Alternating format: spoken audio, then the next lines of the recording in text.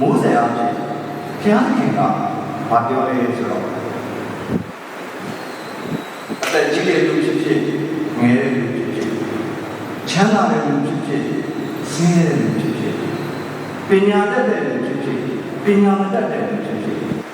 လူရင်းလို့ဖြစ်လာရင်သူတို့ရှိမှတဲ့နှစ်ခုဘုရားခင်ကချထားပေးတယ် set before them life and good, death and evil. ကျွန်တော်ဒီထဲမှာအပေါ်လုံးလူသားတွေဒါပေမဲ့အသက်အရွယ်မတူကြဘူးအခြေအနေမတူကြဘူးရပိုင်မှုတွေမတူကြဘူးဒါပေမဲ့တူညီတာကကျွန်တော်ရဲ့အရှိမအကောင်းနဲ့အဆိုးတေခြင်းနဲ့အသက်ဆိုတာပဲကျွန်တော်တို့နေ့စဉ်ဘဝတတာရွေးချယ်တယ်ပေါ့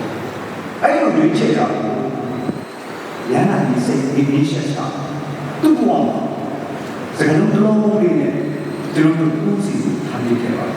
အဲ့ဒါကတော့ဗာလဲဆိုရင် discernment လို့ခေါ်တယ်ခရမ်းလူကကိုယ်လူကဒီညာလို့ရှိရင်ကောင်းလား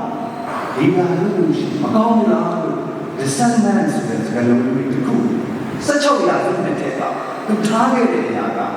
အခုချိန်ကြီးကျွန်တော်တို့အတွက်အသုံးတည့်အသုံးပြုနေရတယ်ဆိုတာကိုတွေ့ရှိရပါတယ်ဒါလေးနဲ့ပတ်သက်ပြီး okay ဘုဂိုလ်ကိုခေါ်တယ်ကာမင်းနဲ့ဒီပုံရမ်းကြီးဖြစ်တဲ့အခါတခါမှပုံရမ်းကြီးရဲ့သမိုင်းမှာမရှိတဲ့နာမည်တစ်ခုရွေးချယ်ခဲ့ပါတယ်အဲ့ဒီနာမည်ကတော့သူ့ကိုပုံရမ်းကြီးဖြစ်လာတယ်ဆိုရင် Francis လို့ခေါ်ပါPope Francis ဆိုတဲ့နာမည်ပေါ်ပေါက်လာဒီနာမည်ရဲ့အနောက်မှာအဓိပ္ပာယ်တစ်ခုမရှိနေတယ်ဆိုရင် discernment of the Holy Spirit ဘာကြောင့်ဘုရားရဲ့ဘုရားလေးကသူပေါ်ရမ်းကြီးဖြစ်လာတဲ့အခါမှာ Ignatius Francis Xavier Paul Nicky နာမည်ရွေးရတဲ့ရဲရဲမဝင် Francis ရွေးရတာ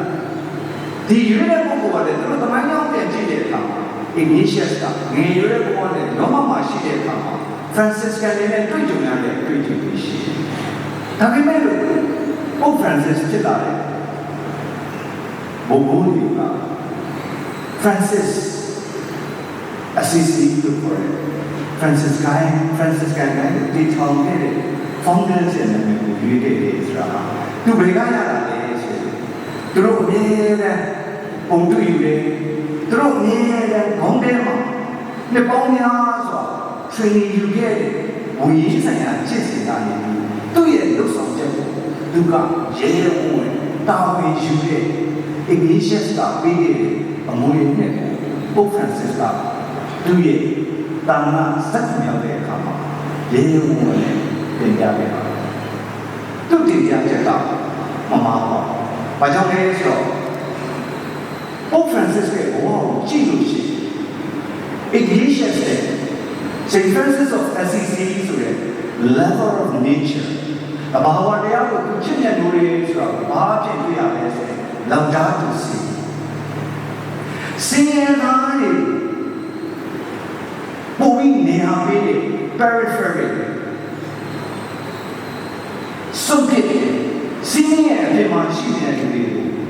မြောင်များစွာနေရာပေးခဲ့တယ်ဆိုတော့သူ့ရဲ့နန်းဆန်တာကျွန်တော်တို့တွေ့နေရပါတယ်